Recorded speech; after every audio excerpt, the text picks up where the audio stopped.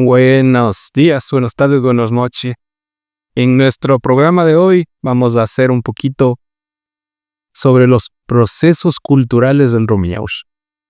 Ciertas incógnitas, ciertas dudas que se van a tratar, como por qué los procesos no continúan, por qué los procesos desaparecen y cuáles procesos son los que han continuado en el espacio de Apomiñahui. ¿Y qué se necesita para un proceso cultural? Creo que es lo más importante. ¿Y por qué empiezan los procesos culturales? Vamos desde ahí. ¿Por qué empiezan los procesos culturales? ¿Qué piensan? ¿Qué creen? ¿Por qué empieza un proceso cultural? La falta de espacios, falta de identidad. A ver, Ale. Bueno, creo que vienen aclarado un montón de cosas que ya has dicho, Mauro, y principalmente siempre los procesos nacen de una necesidad colectiva, donde los diferentes se encuentran en una necesidad común.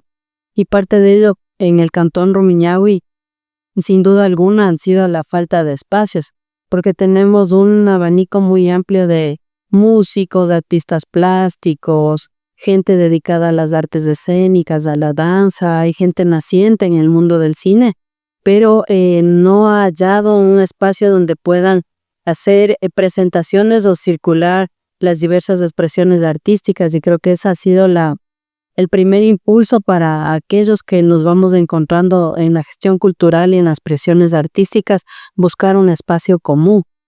Creo que desde ahí nace todo los varios intentos de aliarse o conjugarse para accionar en un espacio donde permita esta circulación. Creo que ese ha sido uno de los primeros puntos de partida en estas nacientes búsquedas de asociaciones no legalmente confirmadas, pero sí asociaciones o colectivos que permitan esta circulación del arte. Creo que los procesos independientes que más a lo largo del tiempo se han sostenido y creo que son más fuertes, creo que es la danza, ¿no es cierto? ¿Pero por qué se habla de la danza? Hay más gente que se involucra, más gente que acolita económicamente.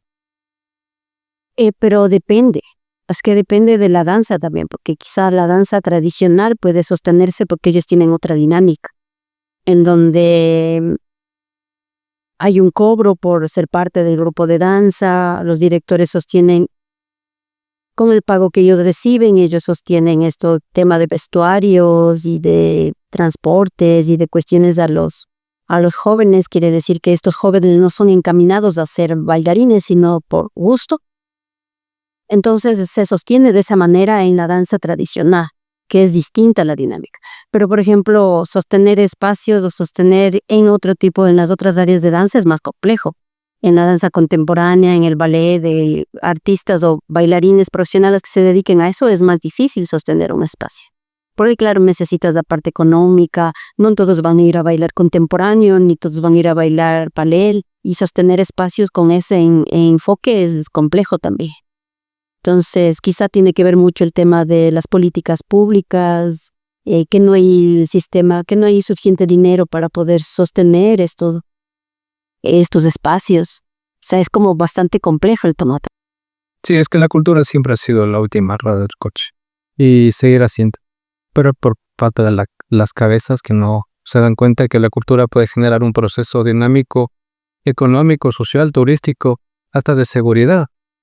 De economía naranja, claro, pero no se aplica directamente como es, o sea, no es con los gestores culturales ni los espacios que necesita. Y ese tema también de los gestores culturales es que ahora en estos últimos 5 años es que se habla del gestor cultural como tal, como una persona que puede y que debe estar dentro de un proceso artístico para que este proceso artístico salga a flote, porque de ahí antes incluso uno hace de todo inclusive de gestoría, ahora uno entiende y lo vas visibilizando más que el gestor cultural es esa persona que a veces ni siquiera es artista, sino es una persona que se interesa con el arte y la cultura, pero que ayuda a gestionar y a procesar estos trabajos artísticos. O sea, por ejemplo, nosotros deberíamos tener trabajando a nuestro lado gestores culturales para que usted se dedique solo a pintar, a armar sus obras, para hacer exposiciones, y eso es lo ideal de un gestor cultural. Pero ese tema se ha ido como recién en estos tiempos, entre unos 5 años máximo, debe ser, se está hablando de gestor cultural. Y quizá por eso también no hay esos procesos que se han sostenido, ¿no? Porque creo que han existido muchos, pero el mismo hecho de que uno como artista se hace un todólogo y es el que crea, el que produce, el que gestiona, el que circula, el que hace todo. Y si es que te juntas con los otros que también hacen lo mismo, en algún momento los egos de los artistas, que por sí es un tema como natural, sale y en algún momento se accidenta y se termina peleándose o separándose nada más, porque entonces a lo mejor para esa persona no estuvo enfatizado, no estuvo claro, no quiso estar en ese momento porque quizá pensaba que el que tomó la posta de ser gestor empezó a ser como más visible, y entonces el otro dijo, no, pues si el otro es más visible y yo soy el que creo, no, esto hasta aquí llega y yo me separo. Creo que ese es uno de los problemas que nos ha ido pasando, por cual los procesos o estas alianzas que se van haciendo no se cristalizan, porque viene este tema de los egos y de no entender. Exacto, y de no entender que para eso necesitamos una persona que siempre va a estar quizá visibilizándose más que nosotros como artistas como tal, ¿no? Entonces, creo que eso es un tema.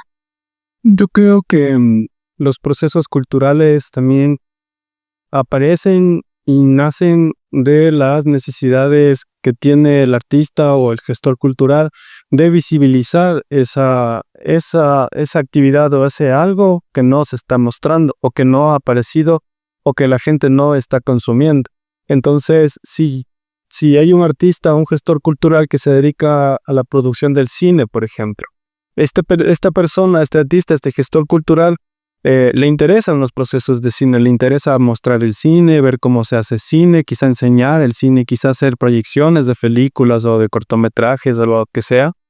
Pero si los primeros intentos que tiene el gestor cultural es ir y ubicar una casa, un lugar, o dónde puedo yo mostrar, si es que quiero hacer un taller o si quiero mostrar películas o algo por el estilo.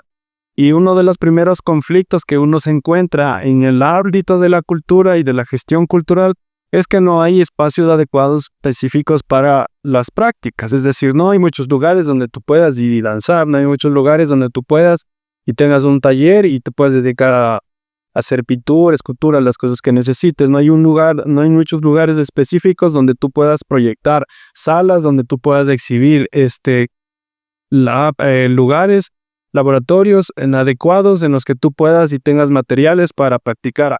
Luego, si vas al barrio, te enfrentas con la situación en el barrio. Por lo general, el lugar más grande o funcional suelen ser las casas comunales, las casas barriales. Y llegas como artista y gestor cultural allí y te encuentras con otra problemática que termina siendo un conflicto más en el conseguir tú la actividad que tú quieres. Entonces, quizá el presidente del barrio te va a pedir que le pagues. Este espacio no es gratuito, este espacio es alquilado y quizá tú estás haciendo la actividad desde la autogestión, ¿no? Entonces, ese es otro conflicto que tienes es como hacer un FODA esto. Las fortalezas, las oportunidades, las debilidades y las amenazas. Entonces, cuando vas y te encuentras con el presidente del barrio y te dice que aquí se cobra, es una amenaza para tu proyecto. Es algo que está atentando con que tu proyecto surja, con tu proyecto nazca.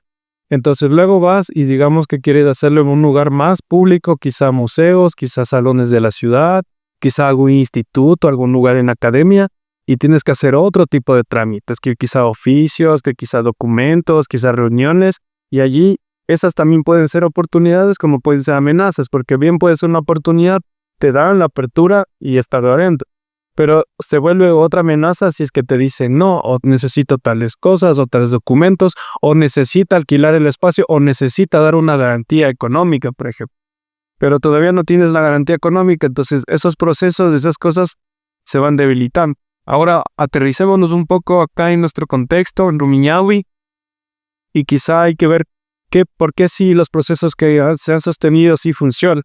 ¿Qué han hecho de bien ellos? Quizás son las relaciones, quizá han podido aprovechar los lugares, o quizá como en las redes sociales se anclan al trending topic y son tendencia y caminan por las tendencias, ¿no? Y esos lugares esas relaciones son cosas que van sosteniendo cosas, pero hay que plantearlo Hay algunas cosas que considerar, porque como bien mencionas, la danza, las artes plásticas, en mi caso el cine, hay procesos que yo vengo haciendo del cine, pero hay procesos que no han podido salir, por ejemplo.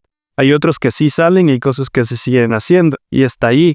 Y quizás se puede hablar de un proceso, porque ¿cuándo consideramos un proceso? Cuando estás produciendo obras, cuando tienes una cierta cantidad de obras, o dentro de qué dinámicas estamos introduciéndonos allí. Yo creo que el ego ha planteado algunas cosas, pero lo que más me llamaba la atención y un poco me hacía sonreír es este tema de las amenazas, ¿no?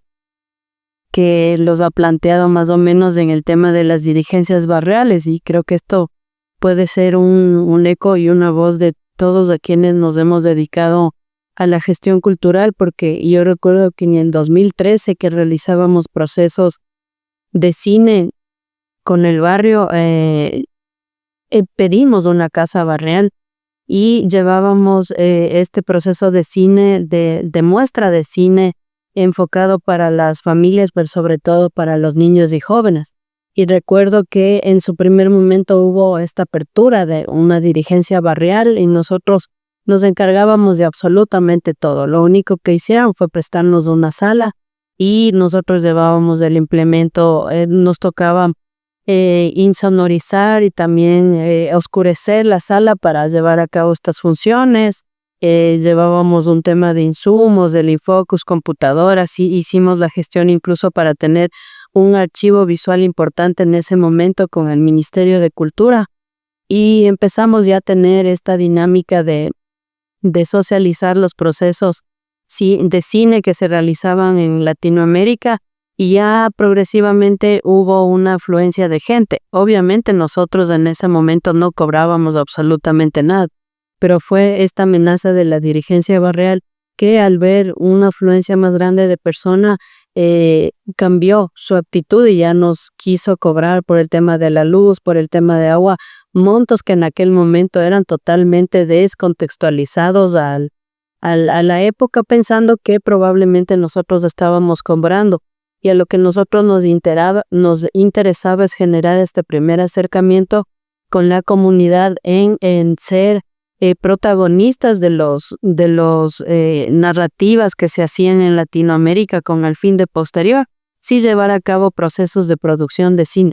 Y se rompió este proceso porque tuvimos que salir por las dirigencias barriales, ya hubo una incomunidad de la casa donde cuidaban, y lamentablemente este proceso que ya estaba siendo sostenido, continuo, se tuvo que salir de ese espacio.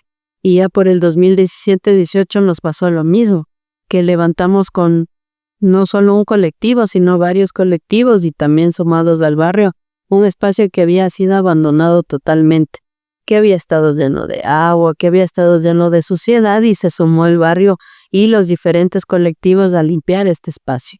Y se llevó a cabo procesos de talleres, se empezó incluso a hacer semanas viernes culturales, se llamaba, con la asistencia de jóvenes, niños y sus familias, pero pasó lo mismo.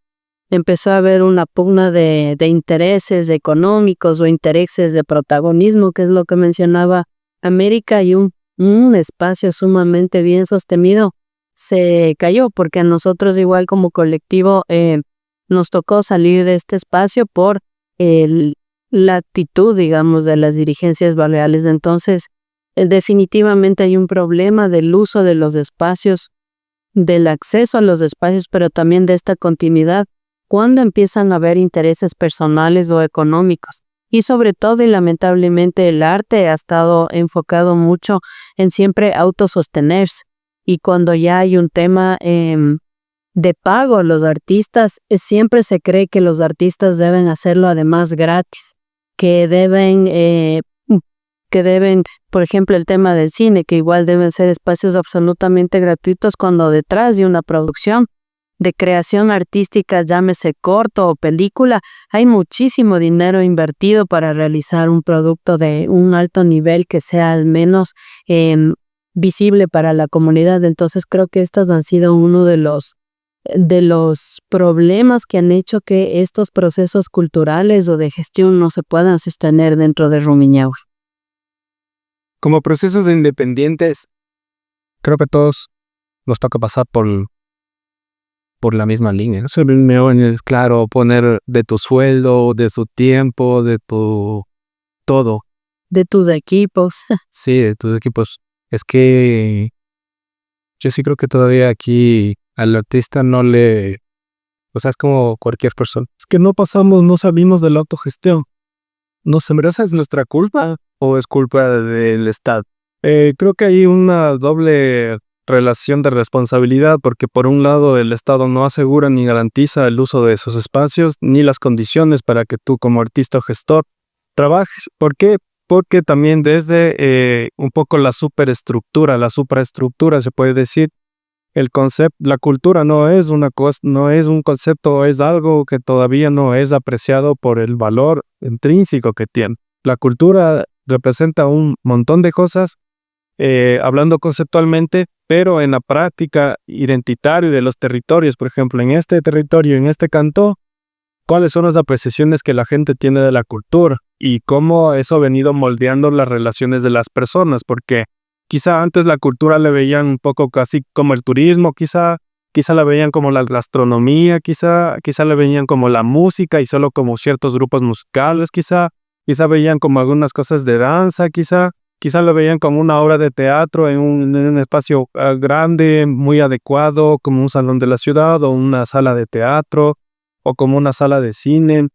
Que de hecho aquí habían salas de cine, hubo una sala de cine, hubo salas de cine, hubo lugares donde presentar danza y cosas por el estilo, teatro. Que esos espacios, la infraestructura física de esos espacios ya desaparecieron, por ejemplo. Eso cambió un poco las relaciones y creo que por ahí hay doble culpa, porque yo, si, por ejemplo, poniendo el ejemplo de Mauricio, si Mauricio, que es un artista plástico, tiene acceso a muchos espacios públicos, pero sin él en la gestión que hace no consigue el acceso a ese espacio público, ¿qué tiene que hacer él? Desistir de la propuesta que tiene o mudarse de espacio quizá o hacerlo en otras condiciones con menos recursos de lo que él tenía quizá proyectado. Y eso nos ha tocado a muchos. Entonces hay un doble lado aquí, el decir, no sé si culpables, pero sí de asumir responsabilidades.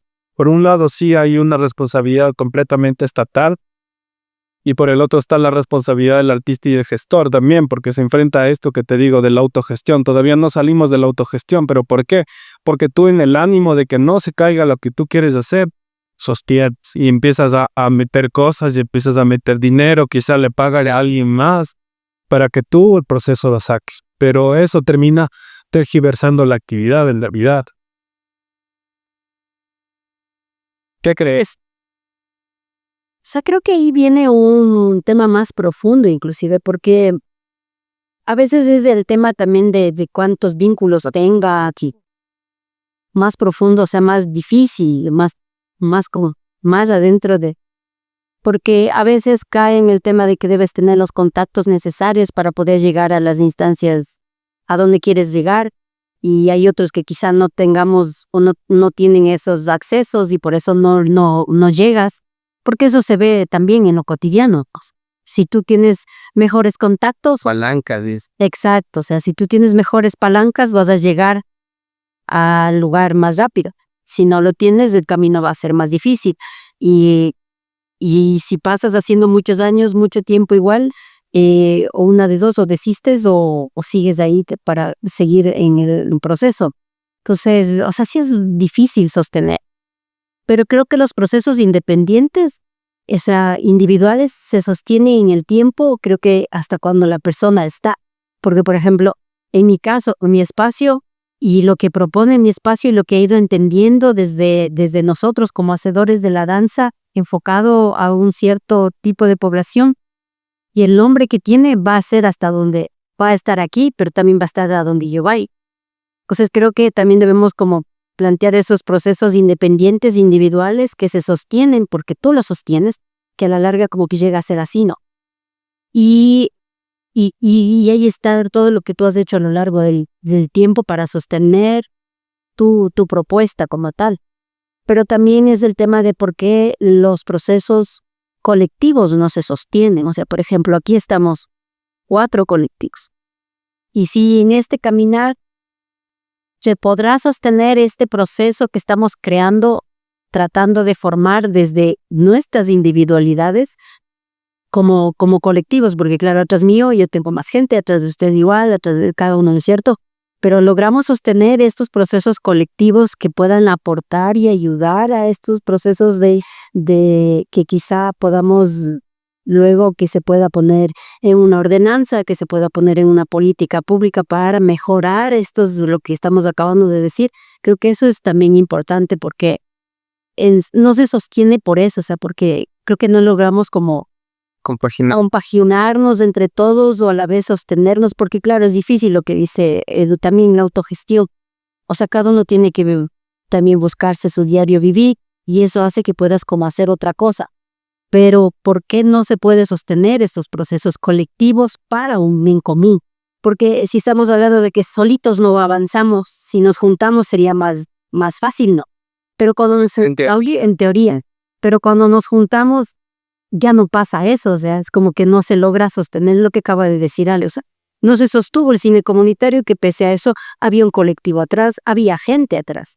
Y luego otro proceso no se pudo también, pero como, ¿qué hacer para que, si ya nos ha pasado todo esto, qué hacer ahora para que se pueda sí sostener estos procesos y quizá ahí cambie la realidad esa que acaba de decir Edu, que puede mejorar, ya no ser tan autogestionado, sino en realidad ir y exigir y decir, a ver, estamos haciendo esto y queremos que se financie o que haya un tema económico específico para el arte y la cultura dentro del cantón y que se potencialice a los artistas y gestores del cantón.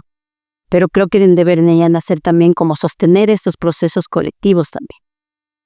Creo que ahí has topado un punto importante en Rumiñahui, que es esta visión colonialista con la que nos manejamos todavía en todas nuestras prácticas culturales, sociales, incluso hasta políticas, ¿no? Porque si nos podemos a pensar por un tema incluso de favoritismos o de yo le conozco o a través de una persona voy a tener incidencias, se ha prestado oídos incluso a personas que no tienen nada que ver con el sector cultural, por ejemplo, o artístico, simplemente por un mero hecho de ser un conocido o un favorito. Entonces, hay instituciones también dentro del cantón, como la misma extensión núcleo Pichincha, donde ha habido insistencias de ciertos organismos que llevan estos procesos culturales, pero es simplemente no escuchar, porque yo trabajo con mi grupo de amigos para sostenerme y visibilizarme incluso políticamente. Y ahí hay un daño que se hace a todo el sector cultural porque no se está entendiendo la diversidad de actores artísticos y culturales que hay en el cantón, y eso lleva a este tema de cómo sostienen los procesos culturales, ¿no? Definitivamente es a quienes das voz incluso en el proceso de construcción de una ordenanza, porque acuérdese que dentro de Rumiñahui venimos trabajando desde el 2016 de manera individual, colectiva, sumado a otras entidades y organismos donde esta ordenanza no se ha podido concretar, incluso por el tema de diversidad de criterios que no necesariamente han estado enfocados dentro de la parte cultural. ¿Y qué es lo que resulta? Muchos de nosotros que hemos trabajado en el tema de arte o gestión, lo que hemos hecho es migrar a otras instancias. Pichincha, Cotopaxi, la misma Amazonía, donde ha habido otro espacio de apertura al tema de las artes y cultura, y los procesos aquí en Rumiñahui no se han podido sostener por justo este tema, ¿no? Sobre los procesos culturales, ¿por qué no tienen gran trascendencia? ¿Por qué no surgen? ¿Por qué no continúan? Hablamos mucho sobre la inestabilidad emocional de los artistas. Creo que esa es una gran parte de que los procesos culturales no continúen. También de las políticas públicas que nos permiten generar, creo que estos ingresos para mantener una buena propuesta cultural. Y algo lo que quería recalcar y lo que escuchamos es hablar de los gestores culturales. Desde mi punto de vista, yo no estoy de acuerdo, aunque también me dicen gestor cultural, pero no soy.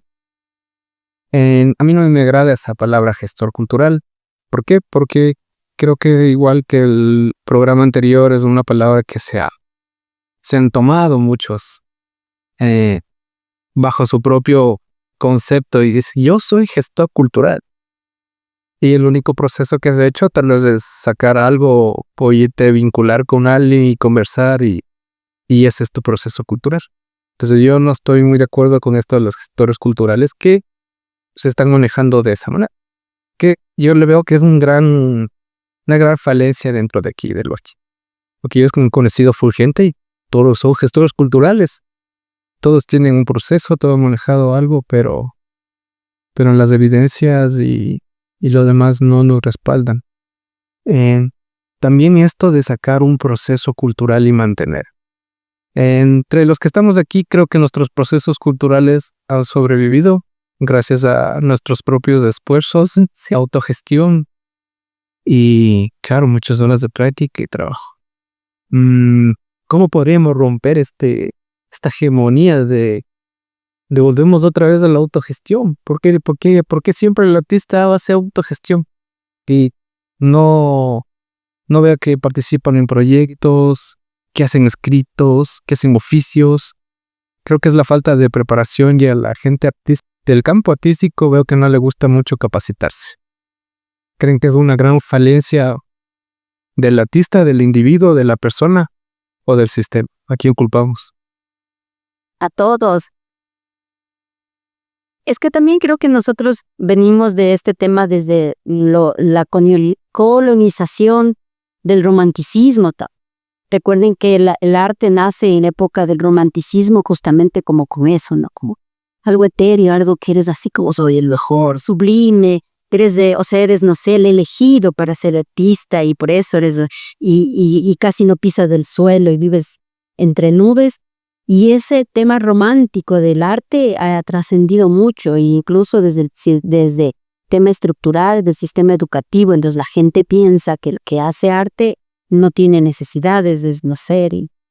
Se alimenta del aire. Se alimenta del aire y no se entiende que el artista que se dedica a vivir del arte es una persona común y silvestre que necesita también mantenerse y prepararse sobre todo, porque es importante eso. Entonces, es un problema como de todos también. A eso vamos, si nos vamos más allá, es un tema estructural, es un tema también de ser tercermundistas, más social, es bastante complejo. Y si vienen gobiernos o están poderes políticos que no les interesa el arte, que no les interesa la cultura como un dinamizador, no va a suceder nada, porque a fin de cuentas, cuando dejen el poder o dejen su administración, van a decir que hicieron obras, que hicieron calles, que hicieron canchas, que hicieron edificios, que vieron la viabilidad, que todo lo demás, pero el arte no estaba dentro de sus intereses más grandes.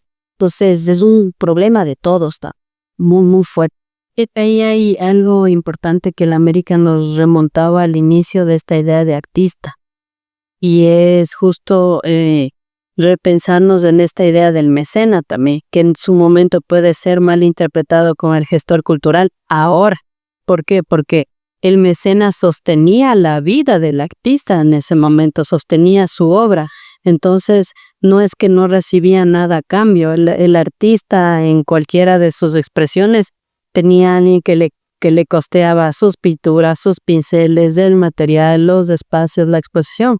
Entonces, el artista se dedicaba a hacer lo que competía a su área, que es exactamente hacer su arte, porque había una persona que le sostenía al 100%. Ahora la pregunta, tendríamos que ver si el mecenas tiene que ser el Estado, tienen que ser los gobiernos locales, tienen que ser los gobiernos provinciales, porque acuérdense que en su momento hubo todo este tema de la gratuidad y hubo una gran afluencia de eventos artísticos donde la comunidad iba gratis, pero se acabó ese sostén en tanto a los eventos, actividades artísticas, culturales, talleres, etcétera, etcétera, y la comunidad no te paga ni $1 por cualquier actividad artística, porque antes igual había el mecena, que era el Estado que sostenía estos procesos.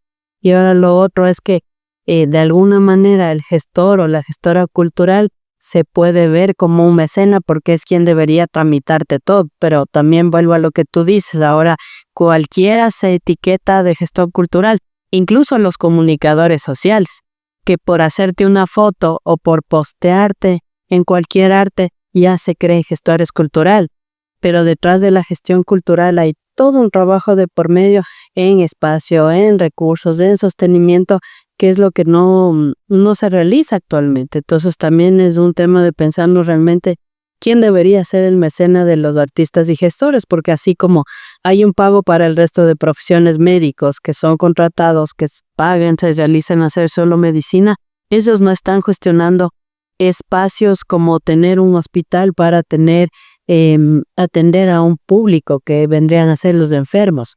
En el caso del tema de las artes y las culturas es diferente, porque además es algo que América ha mencionado.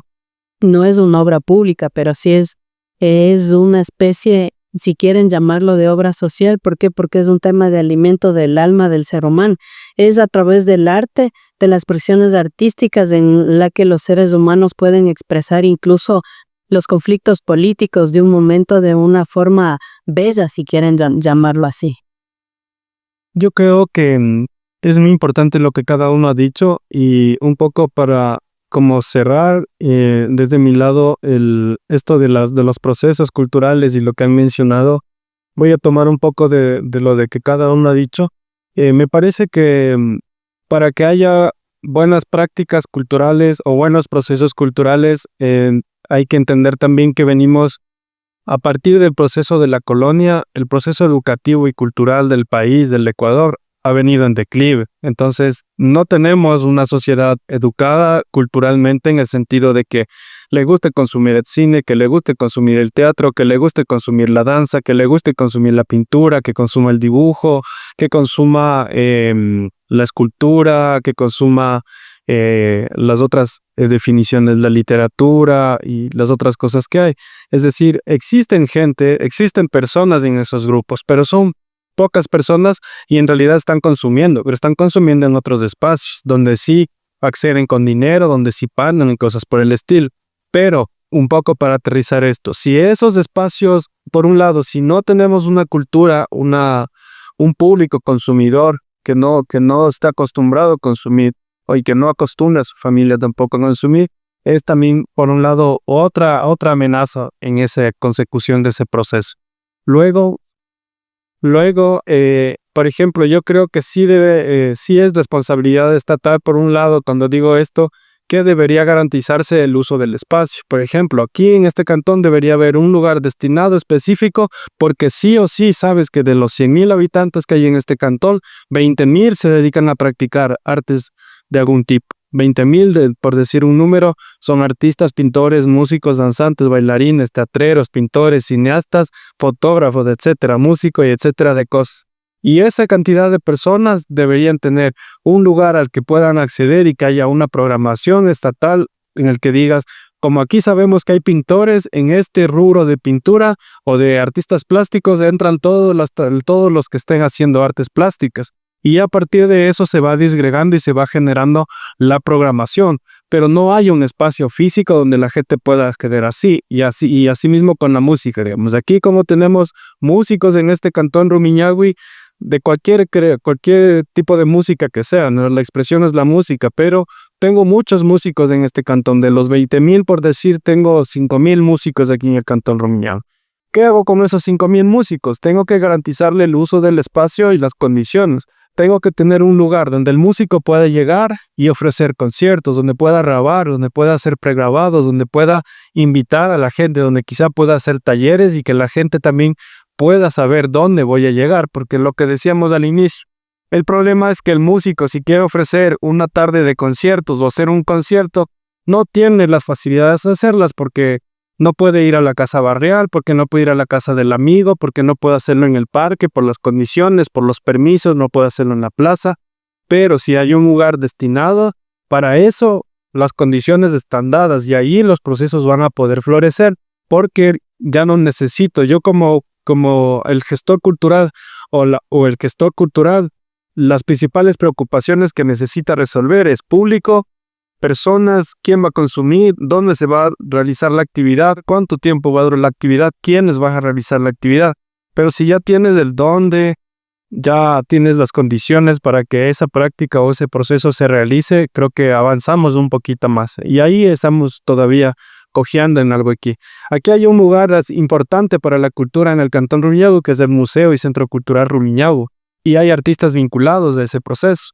Y ese es el lugar más oficial que tiene el cantón, pero no tiene todas las condiciones que todos necesitan, por ejemplo. Sí, pero hablemos de que el Museo y Centro Cultural Rumiñahui es el primer museo de Rumiñahui. También estamos en el primer, creo que tiene 1 año y medio de funcionamiento y se están adecuando. También es complicado, digo, por la situación geográfica en la que estamos. Porque ya no somos un pueblito, sino que ya nos estamos convirtiendo en una ciudad y creo que la gente no se ha dado cuenta de todo.